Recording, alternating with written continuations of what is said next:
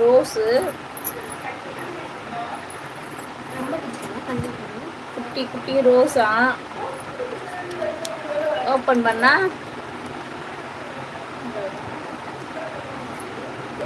முன்னால் குட்டி rose open பண்ணா பூ. இதெல்லாம் பண்ணது எங்கள் வீட்டில் நான் ஓப்பன் பண்ணி வச்சுக்கிறேன். குட்டி குட்டி குட்டி குட்டி டைரிங்களாம், குட்டி குட்டி டைரி.